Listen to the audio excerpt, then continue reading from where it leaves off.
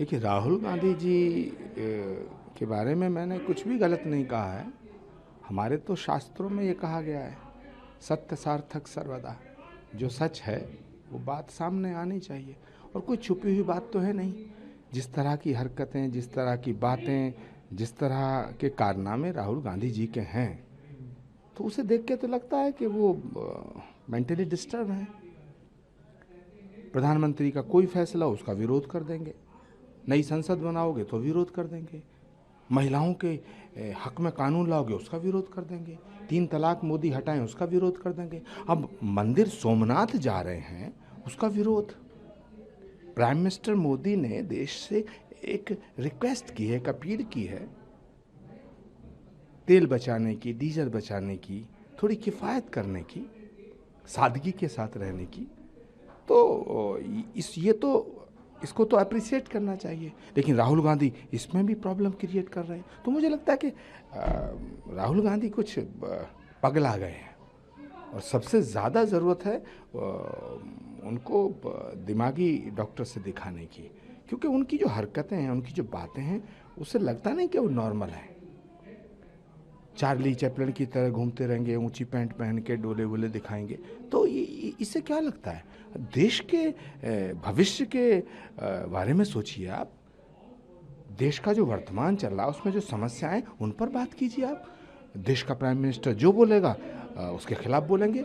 तो मुझे लगता है कि मैंने राहुल गांधी जी के बारे में जो कहा है वो बिल्कुल स्वतः प्रमाणित है, और हमारे यहाँ शास्त्रों में कहा गया है, प्रत्यक्षम किम प्रमाणम, प्रत्यक्ष को प्रमाण की आवश्यकता नहीं होती है। तो मैं कहना चाहता हूँ कि राहुल गांधी जी को बहुत ज़रूरत है किसी दिमाग के डॉक्टर की, उन्हें दिमाग के अस्पताल में जाना चाहिए।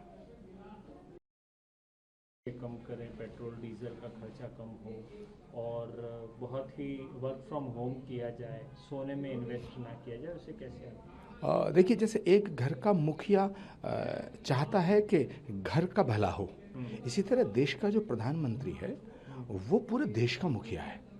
नरेंद्र मोदी एक व्यक्ति नहीं है, एक विचार है, और फिर देश के प्रधानमंत्री हैं। तो देश के प्रधानमंत्री को ठीक उसी तरह बात करनी चाहिए जिस तरह घर का मुखिया करता है। तो उन्होंने कहा है कि भाई फैयाजी मत करो, वाहियात पैसे मत फूंको, किफ़ायत करो, है ना, सेविंग करो। तो घर का जो मुखिया है वो घर के लोगों को समझाने की कोशिश कर रहा है, तो इसकी सराहना होनी चाहिए। प्रधानमंत्री मोदी के जीवन में उनका कुछ नहीं है। नरेंद्र मोदी जी के जिंदगी का एक एक पल इस देश को समर्पित है। तो जिस व्यक्ति का एक एक पल देश को समर्पित है, तो वो तो पूरे भारत को अपना परिवार मानता है। तो अपने परिवार को अच्छी बात बताना, नसीहत देना, ये तो घर के मुखिया का काम बनता है। क्रिटिसाइज कर रहा है, और इसी को लेकर के बीजेपी अब कह विपक्ष है वो देश विरोधी रुख अपना रहा है। विपक्ष के कुएं में भांग पड़ गई है, और इन सब ने भांग पी ली है। इनका भविष्य अंधकार में है।